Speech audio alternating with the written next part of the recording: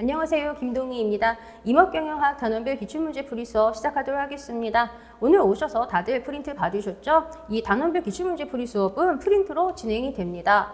그리고 제가 이 프린트에 있는 기출문제에 대해서 해설 설명을 드릴 때요. 이 해당 이론 내용이 우리 교재에 몇 페이지에 있는지 같이 말씀을 드릴 거예요. 그러면 그 페이지를 문제 옆에다가 꼭 적어주세요. 그리고 복습을 하실 때 이론서에서 해당 내용을 찾아서 꼼꼼하게 읽으면서 복습을 해주세요. 어차피 복습이 중요하다는 건 모두 다 아시고 계시고 전부 다 열심히 복습하시는 거 알고 있거든요. 그런데 가끔 가다가 보면은 복습을 하실 때 이 기출문제 프린트만 가지고 이 보기에 있는 내용만 읽으면서 복습을 하시는 분들이 계시더라고요. 그런 식으로 복습을 하시면요. 그거는 그 문제에 대해서 답을 외우는 게 됩니다. 우리는 문제에 대해서 답을 외우는 방식으로 복습을 하면 안 돼요. 답만 외우는 방식으로 복습을 하게 되면은 시험장에서 같은 내용을 가지고 살짝 표현을 다르게 한다거나 아니면 확실하게 이해를 하고 있는지 물어보는 내용이 나온다거나 했을 때 답을 못 찾게 되는 불상사가 생기게 됩니다. 그래서 복습을 하실 때는 기출 내용과 관련해서 그 이론 내용이 확실하게 내 것이 될 수 있도록 꼼꼼하게 복습을 하셔야 돼요. 그리고 확실하게 이해를 하셔야 된다고요. 이 보기를 외우는 게 아니에요. 우리는 복습할 때 보기를 외우는 방식으로 공부하면 안 되고 이 내용, 이 기출된 내용 자체가 어떤 내용인지 그걸 확실하게 내가 파악을 하고 확실하게 이해할 수 있도록 복습을 해야 됩니다. 그래서 진짜 다시 한번 말씀드리지만 복습하실 때 해당 내용과 관련된 그 페이지 거기를 찾아서 꼼꼼하게 전체적인 내용을 꼼꼼하게 읽으면서 확실하게 이해하실 수 있게 복습을 해주세요. 이거 진짜 꼭 좀 당부 좀 드릴게요. 그리고 지금 이 단원별 기출문제 풀이 수업 같은 경우는 원래 8주 과정으로 진행이 됩니다. 그런데 우리 수업하는 그 중간에 빨간 날이 있다고 하더라고요. 그렇기 때문에 아마 한 주 정도 더 진행이 된다라고 좀 생각을 해주셔야지 될 것 같습니다. 그러면 이제 바로 수업 시작하도록 할게요. 문제풀이 바로 진행하도록 하겠습니다. 사실 지금 오늘 하는 거는 파트 1인데 이 파트 1의 내용 같은 경우는 내용 자체가 어렵지도 않고 굉장히 좀 쉬워요. 그렇기 때문에 다른 파트들에 비해서는 아마 좀 수월하게 문제도 푸실 수 있으실 거고요. 설명 들으시면서도 나 이거 다 알아. 이런 부분 아마 상당히 많으실 거예요. 그럼 이제 1번 문제 보도록 하겠습니다. 임업경영의 기술적 특성에 대한 설명으로 옳지 않은 것을 물어보는 문제이고요. 정답이 3번이네요. 지금 이거 같은 경우는 우리나라 임업경영 특성과 관련해서요. 기술적 특성, 경제적 특성 우리 굉장히 중요하게 이론 수업 때 다뤘는데요. 그 내용을 알고 있냐라고 하는 문제입니다. 일단 기술적 특성 한번 적어보도록 하겠습니다. 지금 제가 이렇게 칠판에 한번 적으면 다음부터는 안 적을 거예요. 한 번만 전체적으로 쭉 적고 그리고 다음부터는 그냥 이미 다 한 번 적었으면 좀 간단하게 말로 설명드리고 넘어가도록 하겠습니다. 일단 임업의 기술적 특성이라고 하는 거 생산기간이 대단히 길다. 이게 기술적 특성 중에 첫 번째로 나와 있는 사항이죠. 그리고 임목의 성숙기가 일정하지 않다. 임목의 성숙기가 일정하지 않다. 그리고 또 토지나 기후 조건에 대한 요구도가 낮다. 토지나 기후 조건에 대한 요구도가 낮다. 그리고 자연 조건의 영향을 많이 받는다. 자연 조건의 영향을 많이 받는다. 이게 임업의 기술적 특성에 해당합니다. 그러면 경제적 특성도 한번 적어 볼게요. 경제적 특성도 한번 적어 보도록 하겠습니다. 일단 임업의 경제적 특성 일단 육성 임업과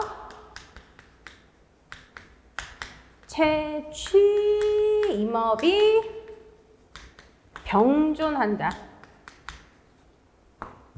그리고 또 원목 가격 구성 요소의 대부분이 운반비이다. 원목 가격 구성 요소의 대부분이 운반비이다. 그리고 세 번째, 임업 노동은 계절적 제약을 크게 받지 않는다.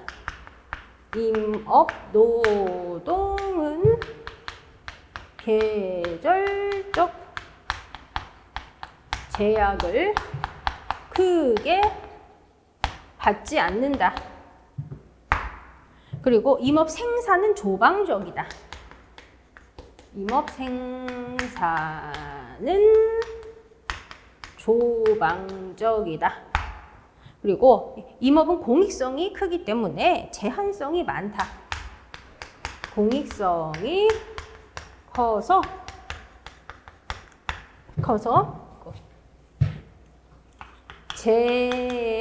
제한성이 많다. 이게 임업의 경제적 특성에 해당합니다. 그럼 1번 보기 보도록 하겠습니다. 임업에 투자해서 수확하기까지 보통 장기간이 요구되고 대부분 부업 또는 겸업으로 경영된다. 이거는 기술적 특성 중에서 생산기간이 대단히 길다와 관련된 내용이네요. 그리고 2번 보기 경제적 성숙기는 경영 목적, 임목 종류, 입지 조건 등에 따라 다를 수 있다. 이거 임목 성숙기 일정하지 않다. 이 내용이네요. 그리고 여기 4번 보기 봐주세요. 인식 조절이 한정된 범위에서 이루어지므로 자연을 잘 활용하는 방법을 고려해야 한다. 이거 자연 조건의 영향 많이 받는다. 이거와 관련되는 내용입니다. 예, 정답은 3번. 예, 3번. 그죠? 그런데 이 3번 내용 같은 경우는요. 임업의 경제적 특성에 해당하는 내용 중에서 원목 가격 구성 요소의 대부분이 운반비이다. 요거하고 관련되는 내용을 변형시켜서 보기로 넣은 것입니다. 그래서 여기 3번 보기 내용을 명확하게 경제적 특성에 해당하는 내용으로 명확하게 딱 정확하게 맞는 문장으로 바꾼다면 운반비가 차지하는 비중이 원목 가격의 3분의 2를 넘는 경우가 많다. 예, 이렇게 바꾸면 명확하게 원목 가격 구성 요소 대부분이 운반비이다. 이 내용과 일치하는 내용이 딱 되는 것이죠. 그래서 1번이 정답 3번입니다. 임업의 기술적 특성과 경제적 특성은요. 교재 54페이지부터 56페이지까지 있는 내용입니다. 2번 문제 보도록 하겠습니다. 산림 분야의 6차 산업화에 대한 설명으로 옳지 않은 것을 물어보는 문제이고요. 정답은 3번입니다. 이게 3번 보기 보시면요. 산림에서 수확을 매년 균등적, 항상적으로 영속할 수 있도록 하는 것이다. 이렇게 되어 있죠. 지금 이거 3번 보기 내용은요. 보속성의 원칙에 대한 내용입니다. 보속성의 원칙은 우리 교재 106페이지에서 확인하실 수 있으십니다. 예, 보속성 원칙이라고 하는 것은 산림에서 매년 수확을 균등적, 항상적으로 영속할 수 있도록 경영해야 한다는 원칙이죠. 이거는 106페이지 내용입니다. 그러면 여기 6차 산업화와 관련된 이 사항은 우리 교재 70페이지에서 확인을 하실 수 있으십니다. 그리고 이 6차 산업화라고 하는 것은 1번 보기에서 얘기하는 것처럼 1, 2, 3차 산업을 융합해서 임가의 높은 부가가치 소득을 발생시키는 산업이고요. 1번 보기에서 키워드 높은 부가가치 이거 좀 체크를 해주세요. 그리고 여기 2번 보기도 봐주세요. 예, 이거 휴양 수요에 부응해서 임업을 고부가가치 산업으로 발전시키기 위해서라고 되어 있죠. 고부가가치 체크해 주세요. 그리고 여기 이제 4번 봐주세요. 다양한 산림 체험 프로그램을 개발해서 산촌 주민 소득 증대에 이바지할 수 있다. 체험 프로그램 체크해 주시고요. 소득 증대 체크해 주세요. 이거 이 6차 산업화라고 하는 것은 여기 1번 보기에서 얘기하는 것처럼 이렇게 1, 2, 3차 산업을 복합적으로 해서요. 임가의 높은 부가가치 발생시킬 수 있도록 하는 거. 이게 이제 6차 산업화라고 얘기할 수가 있습니다. 그리고 이거 그냥 간단하게 한번 좀 정리를 한번 해본다면요. 예, 고부가가치 상품 가공하는 것 플러스 고부가가치 상품 가공 플러스 향토 자원을 이용해서 향토 자원 이용해서 체험 프로그램 등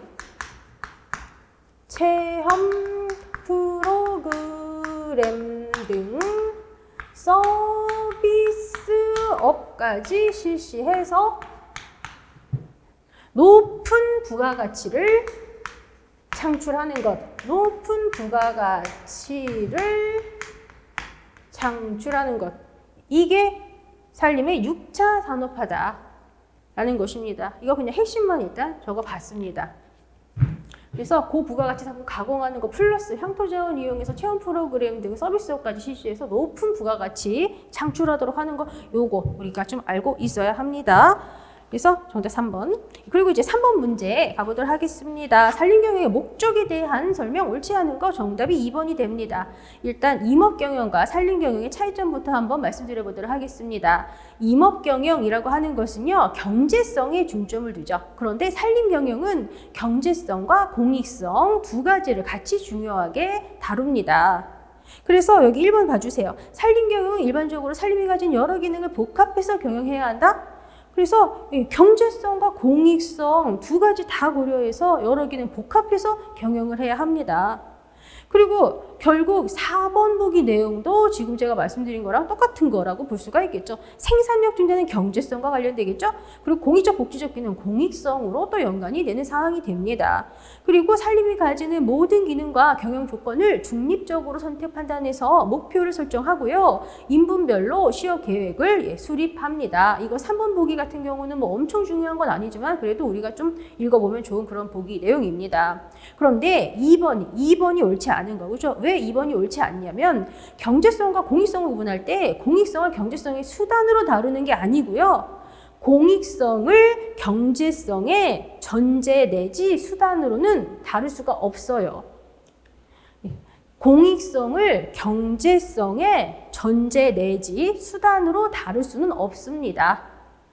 지금 이 산림경영이라고 하는 것은 경제성, 공익성 둘 다 중요하게 다루는 거예요. 둘 중에 경제성이 더 중요해, 공익성은 덜 중요해, 이런 거 아니에요. 경제성과 공익성 둘 다 중요하게 다루기 때문에 공익성을 경제성의 전제 내지 수단으로 다룰 수는 없다는 거예요. 정답 2번이고요. 이거 우리 교재 23페이지에서 확인하실 수 있는 사항입니다. 그리고 이제 4번 문제 가보도록 하겠습니다. 6차 산림기본계획에 대한 설명으로 가장 옳지 않은 거 정답 2번. 이 문제는 우리가 무조건 다 찾아야 합니다. 왜 틀렸냐면요. 6차 산림기본계획 10년 아니에요. 그렇죠? 원래 5차까지만 해도요. 10년 단위였지만 이제 6차는 20년. 그래서 구체적으로 이 6차 산림기본계획 같은 경우는 6차 산림기본계획이라고 하는 것은요. 2018년도부터 2037년까지 20년간 실시됩니다. 5차까지 10년 단위였어요. 근데 6차 20년. 이거 굉장히 중요한 사항이고요. 이거 절대 모르면 안 되는 굉장히 중요한 그런 부분입니다. 정답 2번이고요. 예, 그리고 이 6차 산림기본계획이라고 하는 것은 이 산림기본법에 근거한 법정 계획이면서 산림 분야 최상위 계획이고 지역산림계획이 산림경영계획 수립하는 기준 됩니다. 그리고 산림청장이 수립 시행하고요. 그리고 이거 6차 산림기본계획 같은 경우 비전도 또 중요하게 우리가 알아야 되는데 비전 한번 적어볼게요. 비전은 일자리가 나오는 경제산림, 일자리가 나오는 경제산림, 그리고 또 모두가 누리는 복지산림, 모두가 누리는 복지산림, 그리고 사람과 자연의 생태산림, 사람과 자연의 생태산림, 이렇게 세 가지 비전, 이거 경제, 복지, 생태, 요거 키워드로 기억하셔야 합니다.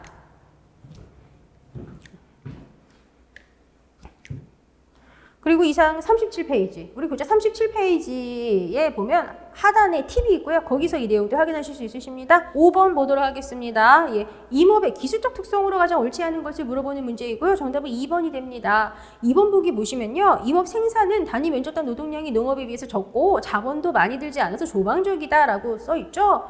이거 2번 보기의 문장 자체 내용이 틀린 것은 아닙니다. 그런데 왜 2번이 정답이냐면 2번은 기술적 특성에 해당하는 것이 아니라 경제적 특성에 해당하는 것이기 때문에 그래서 정답이 2번이 되는 것입니다. 지금 이거는 임업 생산은 조방적이다. 요거와 관련된 사항이라고요. 그래서 이거 아까도 이제 살짝 언급을 드렸지만 돈 많이 안 들어. 간단하게. 그렇게 생각하시면 되죠. 그래서 단위 면적당 노동량이 농업에 비해서 적고 자본도 많이 들지 않아서 조방적이다. 경제적 특성에 해당하는 내용인 거예요. 정답 2번. 이 문제는 경제적 특성과 기술적 특성 구분을 할 수 있냐. 요거를 물어보는 문제. 인 것이죠. 그리고 이거 54페이지부터 56페이지까지 내용들 다 있는 거 확인하실 수가 있으십니다. 그리고 1번 보기 같은 경우는 기술적 특성 관련해서 생산 기간이 대단히 길다와 관련되는 내용이죠. 그리고 여기 3번 같은 경우 토지 기후 조건에 대한 요구도가 낮다. 그렇죠? 그리고 여기 4번 보기 같은 경우 성숙기 일정하지 않다. 그렇죠? 그러면 이제 6번 문제 가보도록 하겠습니다. 옳게 짝지은 거 정답 4번. 정답 4번이 됩니다. 지금 이 6차 산림기본계획 기간은 여기 적었잖아요. 2018년부터 2037년까지. 그죠? 그래서 일단 1번하고 3번은 무조건 탈락이에요. 예. 그런데 일단 2번하고 4번 보기 중에 우리가 답을 찾아야 되고요. 근데 2번에 있는 내용 지속가능한 산림경영 기반 구축이라는 것은요. 어디서 많이 봤어요. 어디서 많이 봤냐면 이거는 4차 산림기본계획의 목표로 우리가 이 지속가능한 산림경영 기반 구축이라는 내용을 많이 봤습니다. 정답은 4번입니다. 그러면 이거는 우리 37페이지 내용을 확인을 하시면 되거든요. 37페이지 보시면은 표가 있잖아요. 그 표를 보면 이 전략 과제가 총 8가지가 나와 있습니다. 이거 이 6차 산림기본계획의 전략 지금 딱 한 번만 적어 볼게요. 지금 이렇게 한번 적는 것들은 앞으로는 또 안 적고 뒤에 나오면 그냥 말로 설명드리도록 할게요. 여기다가 한번 적어 볼게요. 일단 첫 번째로 산림자원 및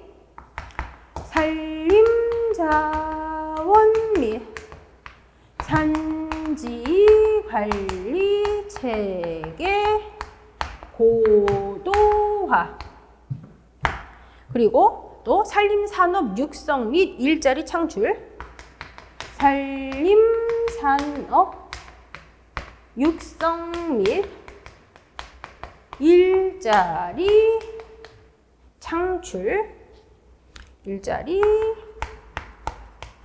창출. 그리고 임업인 소득 안정 및 산촌 활성화. 임업인 소득 안정 및 산촌 활성화. 그리고 일상 속 산림 복지 체계 정착. 일상 속 산림 복지 체계 정착. 그리고 산림 생태계 건강성 유지 증진. 산림 생태계 건강성 유지 증진.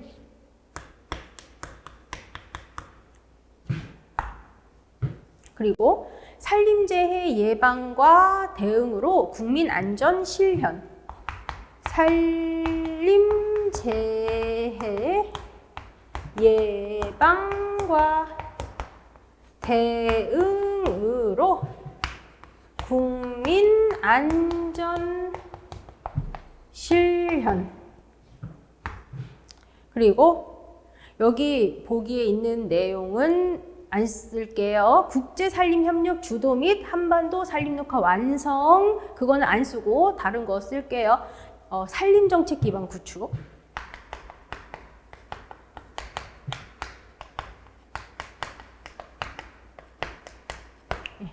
이렇게.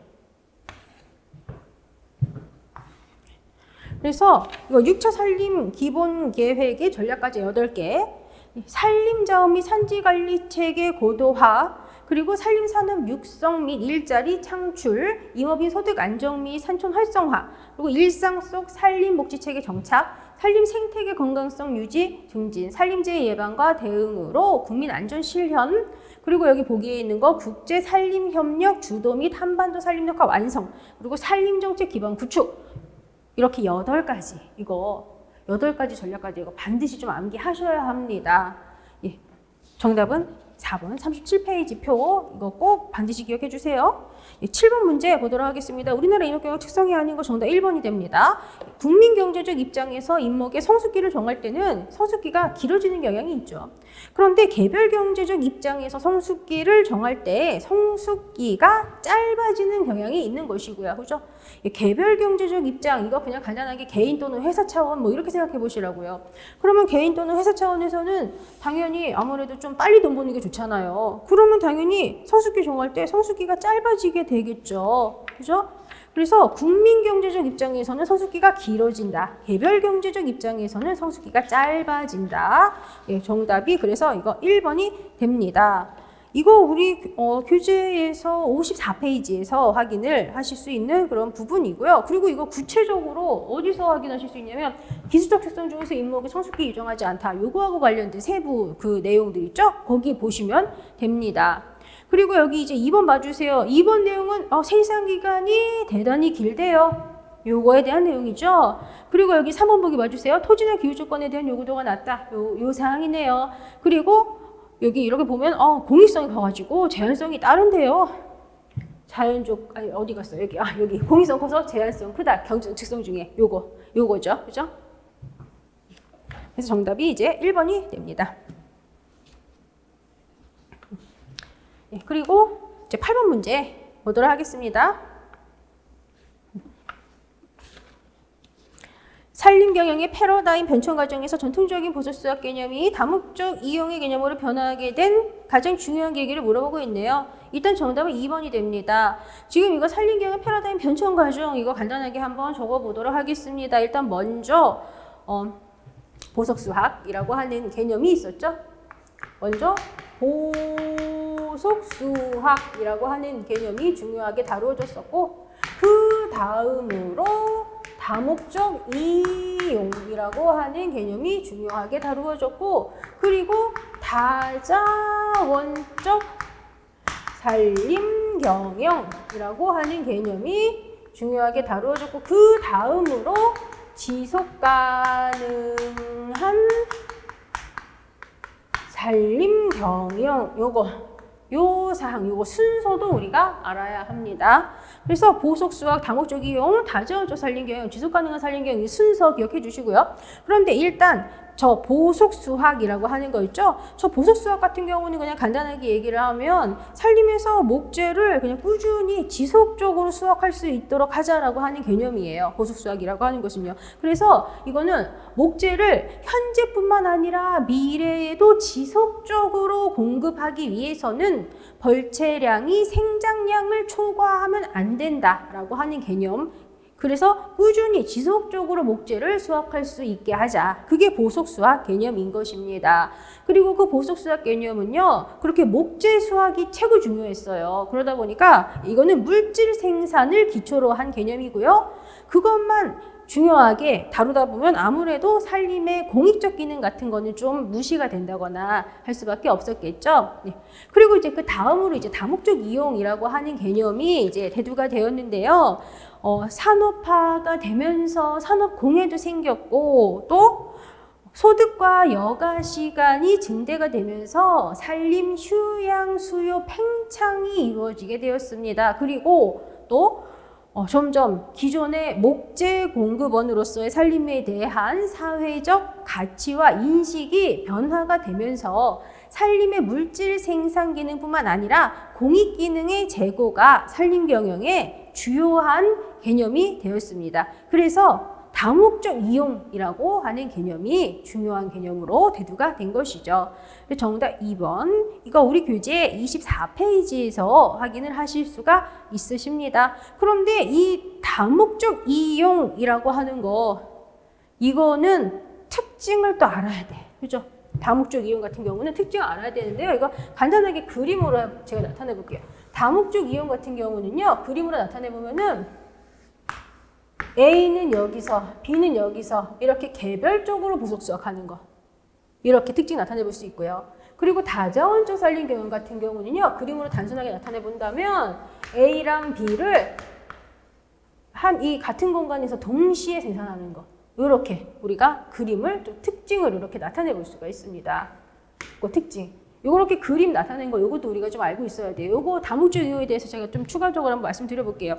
이 다목적 이용이라고 하는 것은요. 살림에서 생산할 수 있는 자원을 목재와 비목재 임산물 그리고 야생동물, 산림 휴양 등으로 확대한 후에 그것들을 제가 그림으로 표현한 것처럼 개별적으로 보속 수확한다라고 하는 개념입니다.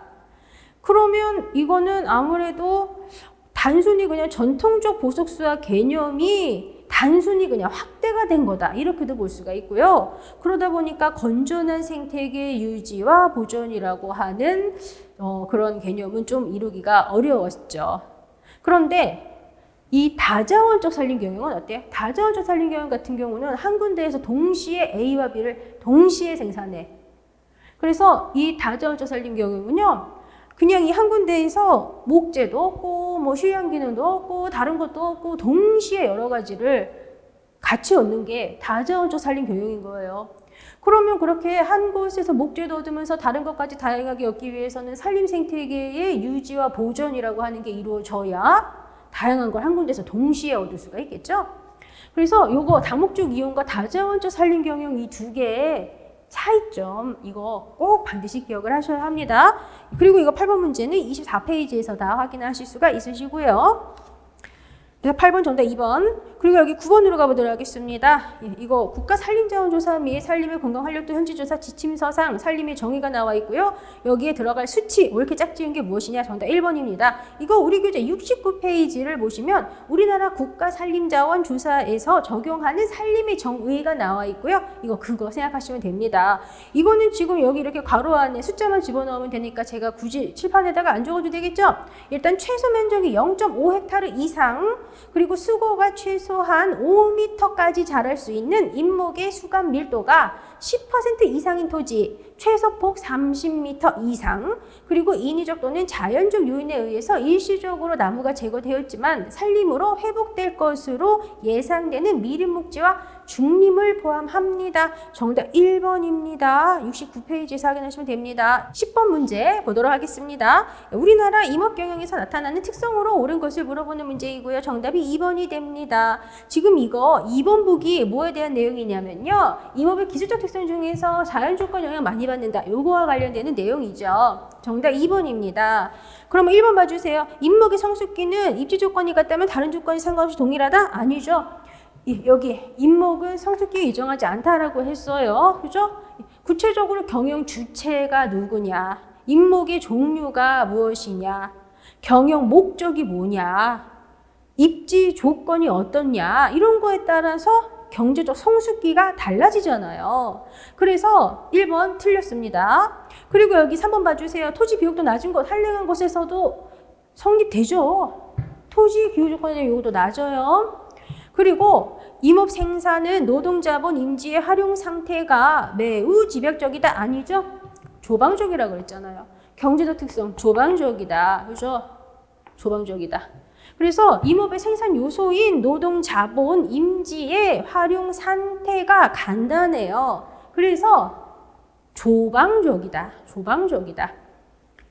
정답 2번이 되는 것입니다. 이거 54페이지부터 56페이지까지 기술적 특성, 경제적 특성 나와 있는 부분 확인하시면 됩니다. 11번 문제 보도록 하겠습니다.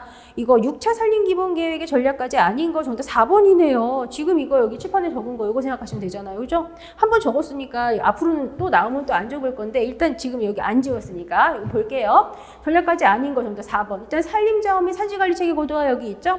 그리고 임업인 소득 안정 및 산촌 활성화 여기 있죠? 그리고 국제산림협력 주도 및 한반도 산림 녹화 완성 이거는 아까 전에 문제에 있어가지고 그건 안 적었었어요. 그죠? 정답 4번이 됩니다. 예, 이거 정답 4번이고요. 이거 37페이지 표 거기에서 이거 다 확인하실 수 있으십니다. 이거 6차 산림 기본계획 전략까지 8개 이거 좀 피곤해도 좀 자주 보면서 좀 암기할 수 있도록 해주세요. 12번 보도록 하겠습니다. 임업경영적 측면에서 성장의 종류를 분류할 때 수목 성장에 따른 분류에 해당하지 않는 것을 물어보는 문제이고요. 정답이 4번이 됩니다. 일단 이 문제는요. 임업경영적 측면이라고 써있는 부분 이거를 잘 파악을 해야 합니다. 일단 임업을 실시를 하기 위해서는 임지, 자본, 노동 세 가지 요소가 필요하죠. 그런데 그 자본지 중에서 우리가 중요하게 다루는 것이 임목이라고 하는 것입니다. 그리고 그 임목을 앞으로 생산을 계속하는 자본으로 볼 때 우리가 임목 축적이라고 부르죠. 그리고 임목 축적은 해마다 제적생장, 형질생장, 등기생장을 합니다. 지금 제가 말씀드린 이 사항을 알고 있냐를 물어보는 거예요. 정답 4번. 지금 제가 말씀드린 이런 사항들은요. 우리 교재 61페이지에서 확인하실 수 있으십니다. 그리고 제적생장, 형질생장, 등기생장에 대해서 간단하게 한번 말씀드려 볼게요. 제적생장이라고 하는 것은 지름과 수고 증가에 의한 부피 증가입니다. 그게 제적생장이고요. 형질생장이라고 하는 것은 점점 임목의 지름이 커지고 재질이 좋아져서 생기는 단위 제적당 가격 상승에 유리하는 거예요. 그리고 등기생장이라고 하는 것은요. 도로나 철도 등의 개설로 인한 운반비 절약에 기인하는 산림의 임목가격 상승을 의미합니다. 그러면 지금 이 등기생장 같은 경우 지금 제가 도로나 철도 등의 개설로 인한 운반비 절약에 기인하는 산림의 임목가격 상승을 뜻한다라고 말씀드렸는데 그러면 전에는 뭐 이런 거 도로 철도 개설되기 전에는 예를 들어서 내가 임목을 팔 때 10만 원 받고 팔았는데 이제는 도로나 철도가 개설되었으니까 20만 원 받고 판다가 아니에요. 그게 아니라 옛날에도 10만 원 받고 팔고 지금도 10만 원 받고 판다라고 봤을 때 옛날에는 도로나 철도 같은 거가 개설되지 않아서 운반비가 막 7만 원이 들었대. 그런데 지금은 도로나 철도가 개설되어 가지고 운반비가 3만 원으로 줄었대. 이런 얘기예요. 그러면 결국 옛날이랑 지금이랑 똑같은 돈을 받고 임목을 팔더라도 지금 운반비가 3만 원으로 줄었으니까 나한테 훨씬 더 많은 이익이 남게 됐잖아. 지금 그거 얘기하는 거예요. 등기생장이라고 하는 거예요. 그리고 여기 정답 4번이라고 말씀드렸죠. 그런데 이 징계성장이라고 하는 거 이거 우리 파트 2에서 징계생장량에 대해서 우리가 또 다루게 됩니다. 간단하게 이 징계생장이 뭐냐 한번 말씀드려보면요. 징계생장이라고 하는 것은 산림조사 기간 동안 측정할 수 있는 크기로 생장하는 거 그걸 우리가 징계생장이라고 얘기를 합니다. 그래서 12번 정답 4번이고요. 그리고 13번 문제 보도록 하겠습니다. 네, 다자원적 산림 경영에 대한 설명 옳지 않은 거 정답 3번이 됩니다. 지금 이거는 이미 여기서 제가 그림으로 표현을 한 거나 마찬가지예요. 지금 다목적 이용 그림이랑요. 다자원적 산림 경영 그림 요거를 좀 생각을 한번 해주세요. 그러면 지금 보면은 산림을 구획하고 각각 부분에서 다른 종류 편익을 생산하는 방식 이거 다목적 이용 그림으로 연결되잖아요. 그렇죠? 저렇게 살짝 구획을 하고 여기서는 A만, 여기서는 B만 이거 다목적 이용 그림인 거예요. 정답 3번입니다. 그리고 지금 여기 2번 보기 보실래요? 경영 목적이 다양한 재화와 서비스 동시 생산이래요. 다자원적 산림 경영 A, B 같은 데서 동시 생산한다고 그랬잖아요. 동시 생산. 그리고 여기 4번 보기 봐주세요. 상호 의존적이고 유용한 재화 및 서비스 최소 비용으로 동시 생산 저걸로 그대로 연결되잖아요. 그리고 이렇게 동시 생산하기 위해서는 산림 생태계 유지 보존이 이루어져야 동시 생산할 수 있다고 했잖아요. 정답 3번인 거예요. 그래서 다자원적 산림 경영에 대한 사항 이런 사항들은요. 우리 교재 25페이지에서 확인하실 수 있으십니다. 그리고 그 25페이지 보시면 다자원적 산림 경영과 다목적 경영의 차이점 이런 사항도 다 같이 확인하실 수 있으시고요.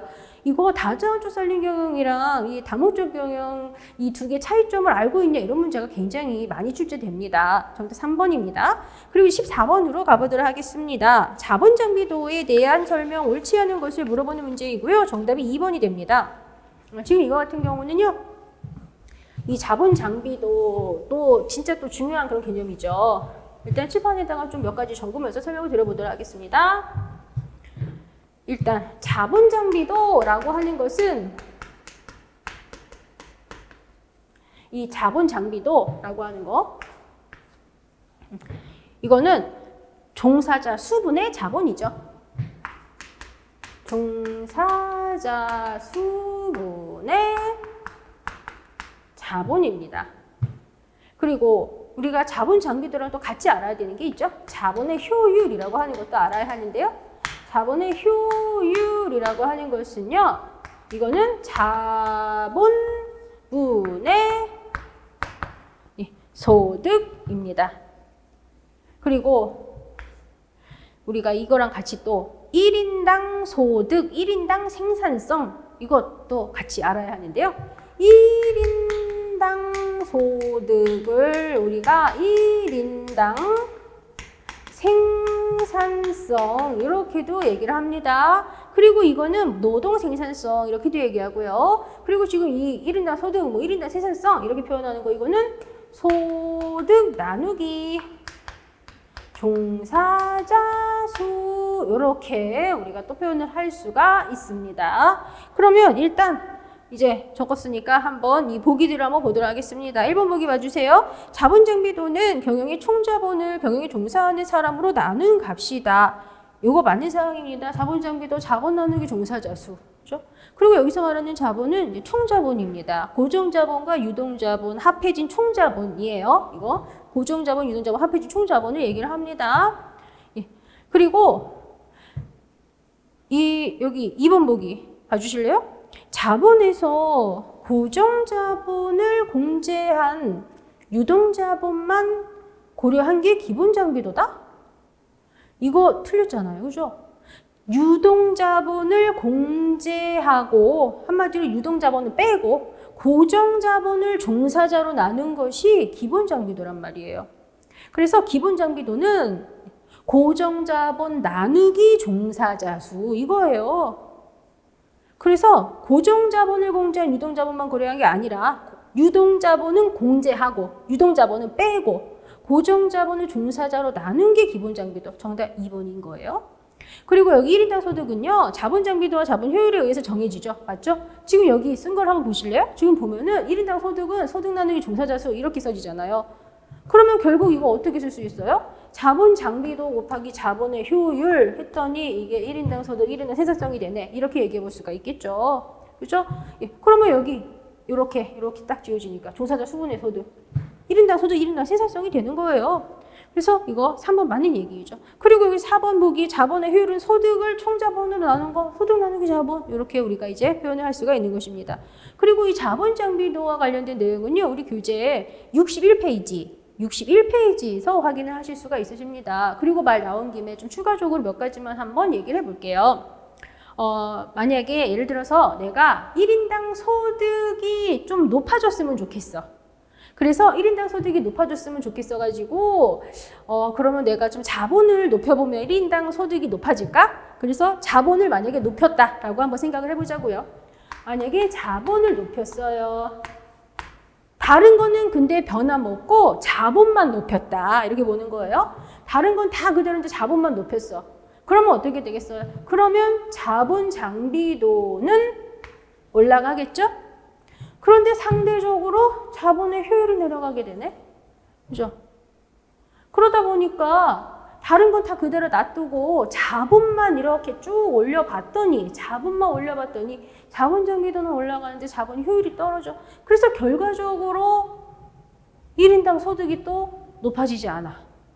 그러면 자본 장비도가 올라가게 했더니 1인당 소득이 안 올라간 것 같아. 그러면 이번에는 자본의 효율이 높아지게 해볼까? 라고 생각을 해서 자본을 내려본다. 그러면 어떻게 되냐? 그러면 자본 장비도는 내려가죠.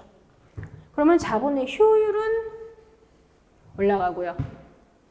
그러면 지금 이것도 자본의 효율을 높였더니 상대적으로 자본 장비도가 내려가잖아. 그러다 보니까 결국 또 1인당 소득이 안 올라가. 그죠? 그래서 1인당 소득이 높아지길 바란다면 자본 장비도와 자본의 효율 이 두 개가 같이 높아져야 그래야 1인당 소득이 올라갈 수 있는 거예요. 둘 중에 한 개만 올라간다고 해서 1인당 소득이 높아지는 게 아니다. 요거 우리가 기억을 해야 합니다. 자본 장비도와 자본의 효율 두 개가 같이 높아져야 1인당 소득이 높아질 수 있습니다. 예.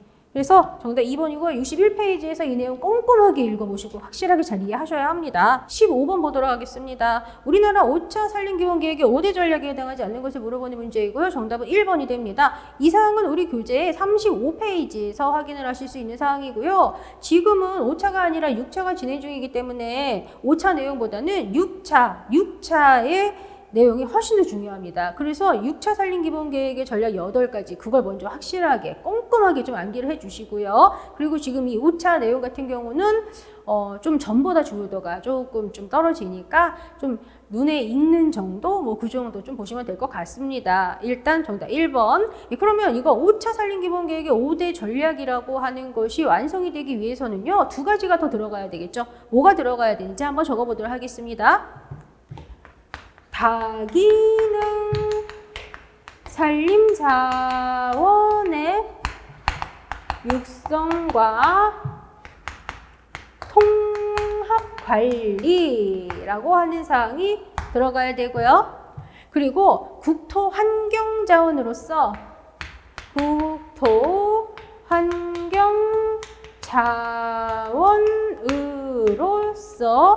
산림의 보전 관리